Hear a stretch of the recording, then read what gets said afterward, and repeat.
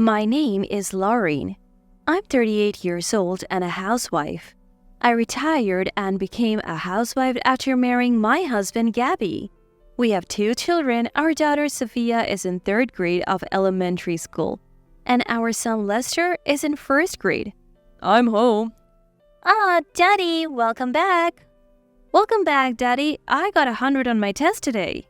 Oh, that's great. I got 100 too. Lester is just a 1st grader. It's not that easy for him. Sophia is being mean. Well. Hey, both of you, you're troubling Gabby, aren't you? Gabby, welcome back. I'm home. Gabby works at the city hall, and he says his current department generally allows him to come home on time. Therefore, even though he's busy with work, he manages to get home in time for the kids' dinner and helps out with household chores. He's a husband whom everyone in the neighborhood is envious of. Go take a shower with the kids first. I've already filled the tub with hot water. Oh, thank you. During the usual conversation, Gabby's mobile phone suddenly rings. Daddy, your phone is ringing. Oh, it's from Mom. Let me answer it. Hello? Hello? Gabby, how have you been? Gabby pulled the phone slightly away from his ears and frowned. I could clearly hear Deborah's voice from where I was standing as well. Mom, can you lower your voice a bit? It's hurting my ears. Oh, was I speaking that loudly? By the way, how's Lester? I want to see my adorable grandchildren. It's been a while. Deborah keeps dominating the conversation, making Gabby visibly annoyed. Gabby's parents' home is in the neighboring state, about a 2-hour drive away. We only visit around Christmas, so we see them about once a year. There is a reason for that. Sorry, we're about to eat dinner, so I'll call you back later. What? Wait, Gabby. Gabby abruptly ended the call and switched back to a smile. Wasn't that Grandma on the phone?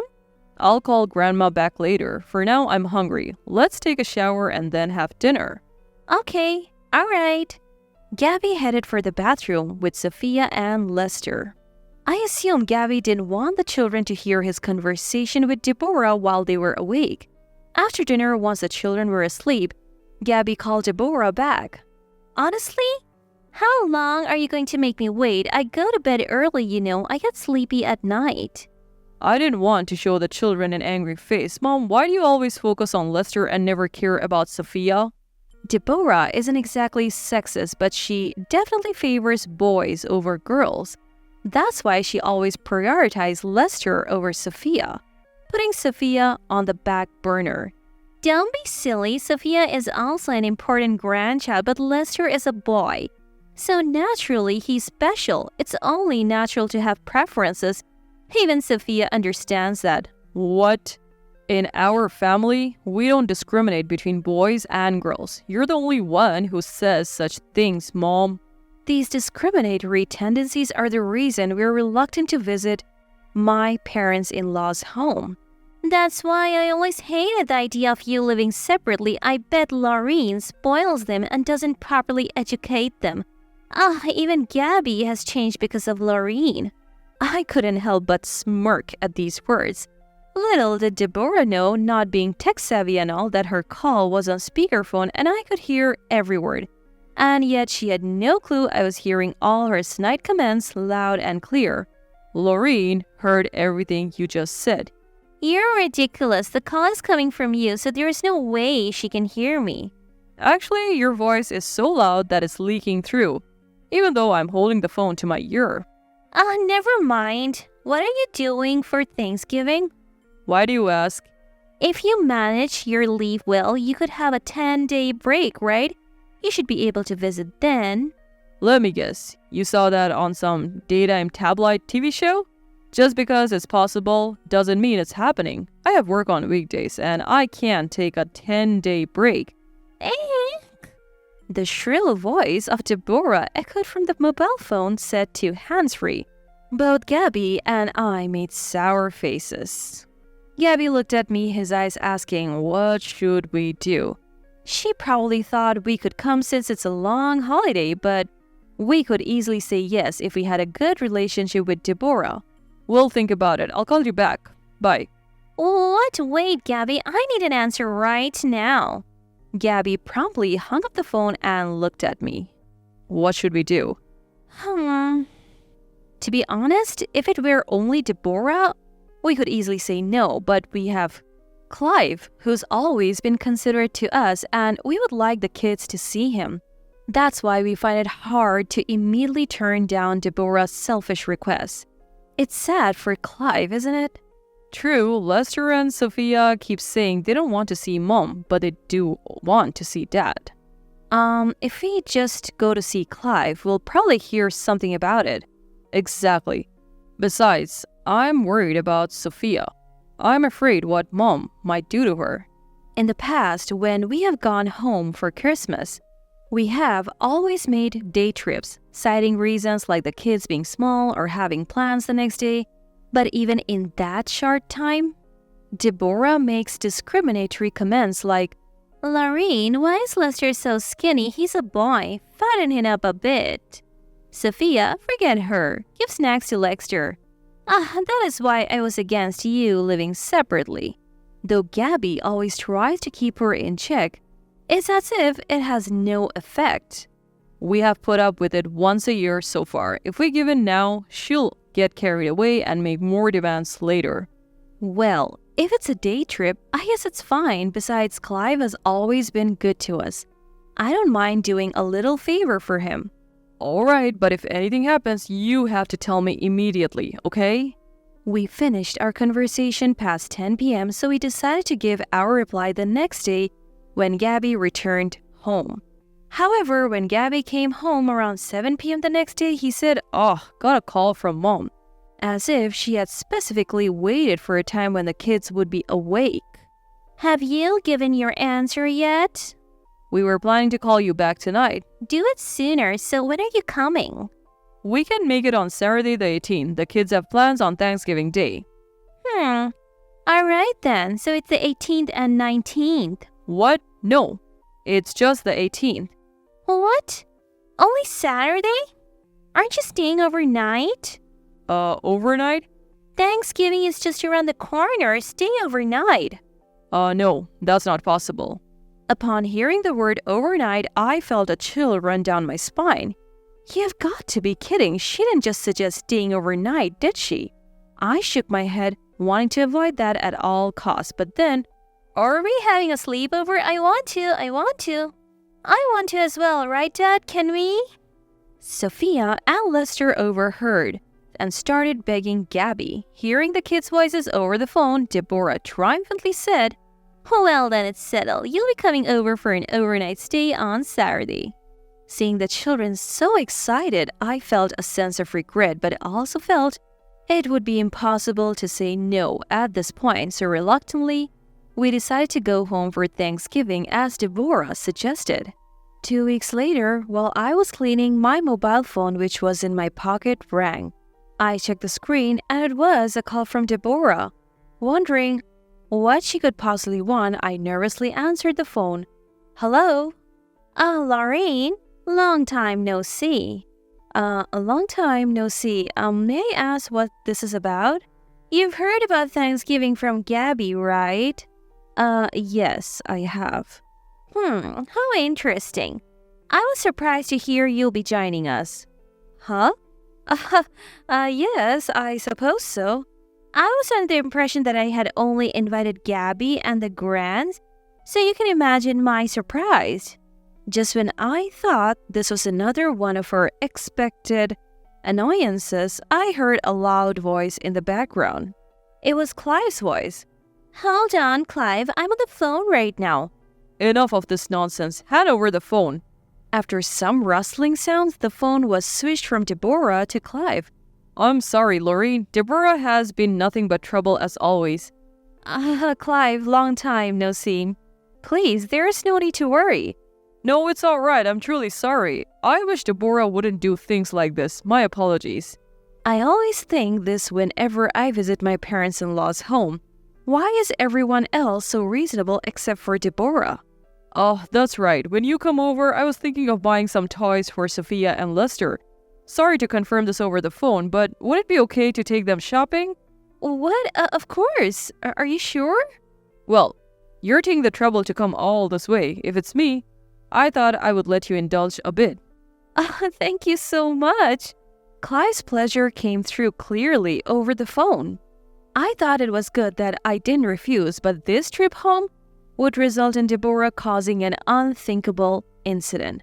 On the first day back, as I opened the front door to my parents-in-law's home, Deborah hurriedly rushed over. Lester, let's play a lot with Grandma. Wait, hold on. As usual, Deborah only seemed interested in Lester, but it's exactly this attitude that makes her so disliked by the Grants. I wonder when she will finally realize this. Stop it. You're embarrassing. From behind, Clive scolded her and Deborah reluctantly backed away from Lester. Clive gently patted Sophia and Lester's heads, saying, I'm glad you came, and greeted them with a smile. Needless to say, Lester and Sophia also smiled in response. Deborah glares at the scene. We then set down our bags and decided to head to the toy department in a nearby large shopping mall. I don't know what's popular these days. Can you tell me what Sophia and Lester like? What? You're buying us toys? Of course, ask Mommy. Sophia and Lester turned their eyes towards me, so I nod with a smile and they cheer enthusiastically. However, Deborah is nowhere to be seen. Where's Deborah? I don't know. She was with us just a few moments ago? Hey, Grandpa, I want this. What's this? It's called orikashi. You can make your own erasers. It's trending at school now. Ah, so this is what you have been wanting recently.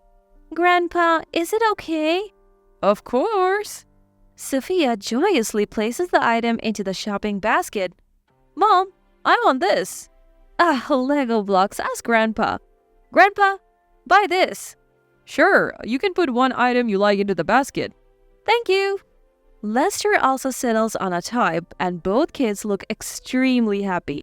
Just as Lester is about to put the toy in the shopping basket, Lester, Grandma will buy you these encyclopedias and dictionaries, she says, holding an armful of books she had from somewhere. Everyone but Deborah is left speechless. These are all things Grandma chose. They all look interesting, don't they? Hey, why are you doing this on your own? Oh, it's fine. Let's just buy it for him. No, it's not fine. I promise one item each for the two of them. One each? Huh? You're buying for Sophia too? Deborah glares at Sophia. Sophia steps back looking scared and hides behind me. Then Deborah, focusing her eyes on the shopping basket, abruptly grabs the orikashi and shoves it to Sophia. Then, let's skip Sophia's and buy more for Lester. Give this back. You're older. You can do that, can't you? Just as Sophia looks like she's about to cry, Clive raises his voice, his face turning red. What the hell are you saying? Deborah's shoulders shake as she says, Hey, stop it. You're embarrassing me. Other customers are looking. The one who should be embarrassed is you. How dare you do this to Sophia? Clive, Sophia is scared. Clive immediately comes to his senses and directs a smile at Sophia. Patting the near-crying Sophia on her head, he says, I'm sorry, Sophia. Grandpa is not angry anymore. Yeah. All right, let's go buy the toys and head back home. Don't worry, we're buying Sophia's too. Seeing Sophia's smile return, Clive immediately turns his gaze towards Deborah, who is sulking with a displeased expression. Huh? Do you want to be hated by your grandchildren? No, that's not it. I was just thinking of what's best for Lester. Mom, cut it out. If you keep upsetting people like this, we won't bring you along anymore. Who's upsetting anyone? Deborah desperately tries to make excuses, but no one listens. She ends up buying the toys she had chosen with her own money. Sophia and Lester are beaming thanks to the toys Clive bought them. However, Deborah, not pleased with the situation, causes further trouble later on. Upon returning to the in-laws' home and having delivery steak for dinner, Clive says he's going to take a shower. Sophia, Lester, do you want to join Grandpa? I will. I'm too shy, so no. All right, Lester, will you join Grandpa then? Sophia says she will go with me, and Lester and Clive head to the bath first. At that moment, Deborah was suspiciously moving back and forth between the first and second floor stairs. Suddenly, Deborah asks me, "Lorraine, are you going to use the bathtub with Sophia?" "Uh-huh. Oh, yes, we are." "Oh, you're going to use the bathtub after all, then I need to change the water," she said, sounding somewhat sarcastic. It felt a bit off to me. I briefly pondered the meaning of her sarcastic tone. Maybe she felt the need to get a jab in after what had happened with the toys? But I decided not to make a big deal about it in front of joyful children and let the minor rudeness slide. However, when Clive and Lester came out of the shower, Lester announced, "Grandma, shower's free now." "Oh, thank you. Good for you. Speaking properly," she replied. After that exchange, Deborah actually went to change the bath water. Seeing this, Clive said, She may be like that, but maybe she feels bad about what happened. I think Deborah wanted Lorraine and Sophia to have a clean bath, so she changed the water on purpose. Can't we forgive her? He asked, sounding somewhat apologetic. I thought that even if she's always sarcastic, she is still Gabby's mother. As Gabby's wife, there are probably things I should be more accepting of. About 20 minutes later, Deborah announced, "The bathtub is ready." Sophia and I stood up and went to the bathroom. Deborah was smiling throughout, but as soon as we closed the bathroom door, we heard a commotion from Deborah on the other side. "What? Wait, Lester! Huh? I want to go in too." Lester heard her and immediately burst into the bathroom.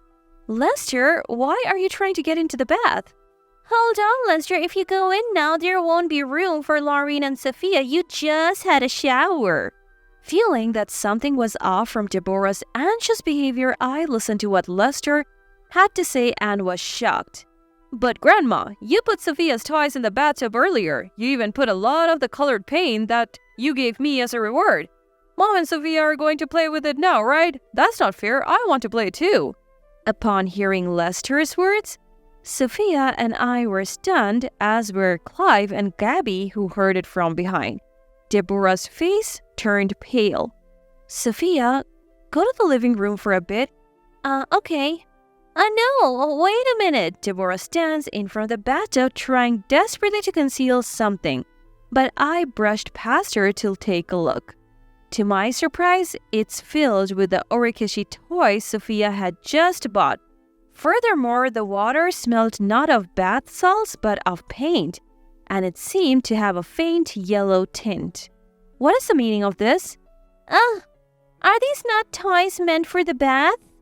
Deborah is scrambling to come up with an excuse in front of Clive, but Lester once again throws a wrench into things. "That's not right. I told Grandma that Orikashi is for making erasers, so it's not a bath toy." "Lester, wait." And she was acting all sneaky, saying shh. So I thought she was going to surprise Mommy and Sophia. "Well, it's just what a child said, right?" Don't worry. This is a bath bomb." "No, it's not. This is the paint from the toys Grandma bought today. I saw her put it in." At this point, Deborah is at a complete loss for words. Lester goes straight to Sophia. "Clive, there's a swimming pool nearby, isn't there? I'm taking Sophia there." "Yeah, that's probably best." "Can I leave the rest to you? I want to keep someone who would do this sort of thing as far away from the children as possible." "Leave the rest to me. I'll cover the swimming pool fees." Why would we have to?" At that moment, when Deborah tried to resist, Clive glared at her with an intense expression. Deborah stood there silent and wide-eyed. Clive then raised his voice towards the living room and said, "Lester, Sophia, there's a swimming pool near our house. Go there with Daddy and Mommy. It seems the bathtub and shower are a bit broken." As Clive called out to Sophia and Lester in the living room, voices replied, "Swimming pool? You say?" "Can I go too? I'm looking forward to the swimming pool," came the excited response. "Lorraine, I am truly sorry. Let's go buy Sophia's toys again tomorrow. Take care on your way." Clive said this with a smile. Since Deborah was still trying to say something, I changed my tone and asked, "Is there anything else?" Deborah stiffened and said, No, nothing. "I will never forgive what happened today. Don't ever expect to see either of them again. It was already unacceptable how harshly you treated Sophia. But to harass her like this? But everyone will listen to me. So you think it's okay to harass a little girl because of that? Deborah was at a loss for words. Gabby also struggled to contain his anger and spoke trembling. I've understood how Mom feels. Dad, I'll leave the rest to you. I'm going to the swimming pool with the 4 of us. All right, go ahead. Wait, Gabby, you're my son. Defend me. I won't call you Mom anymore. To me, you're just an unpleasant stranger now. I can't consider someone who hurts my important family as my mother. Gabby! I took Gabby, Sophia, and Lester along with our swimsuits and headed to the swimming pool. Both kids were extremely excited at the swimming pool, which they hadn't visited since the summer. It was good to see the children's smiling faces looking so happy. And when we got home, Deborah was nowhere to be found. Did you enjoy the swimming pool? Yes, it was so much fun. The pool was big. I see, that's good. Oh, Sophia, I'm sorry. I accidentally stepped on the box containing the toy I bought for you. What? I'm really sorry. So I'm thinking of buying you 2 toys tomorrow to make up for it. Wow, that's okay then. Not fair, me too. Sophia immediately broke into a smile. Lester also joined the conversation, looking envious, and Clive nodded in agreement with a smile. The next day, the 2 kids were thrilled with the toys they received. We then went to the local theme park with Clive and had a fun day. Of course, Deborah was not there. As for where Deborah went, apparently she was sent back to her parents' home while we were at the swimming pool. A week after our fun day, Clive contacted us to report that they had gotten a divorce. But then, about a month later, what, Deborah? In the morning, the intercom rang. When we checked the camera, there was Deborah. Let me in, please. I came to apologize. As soon as she said that, she began to deeply apologize right in front of the entrance. I'm really sorry. I was wrong, so please let me see Lester and Sophia. Deborah bowed her head repeatedly, pleading at the entrance. Well, it looked like a moment to accept her apology. Thinking, she really has reflected on her actions, I said, no. What? While it's natural to prioritize the children, it seems you have no intention of apologizing to me. Well, even if you said you would apologize to me, I won't open the door. I told you I would never forgive you, right? Goodbye. Wait, Lauren, please. I'll apologize to you too. I then hung up the intercom. It seemed like she was shouting something, but I ignored it. Immediately after, only Gabby went outside to send Deborah away. It seems she went back to her parents' home as soon as he mentioned calling the police. By the way, the 2 children don't seem to be concerned about Deborah's absence at all, saying, "We want to play with Grandpa again," and only mentioning Clive. Neither Gabby nor I have anything more to say about Deborah, and it looks like we'll be visiting my parents-in-law's home more frequently from now on.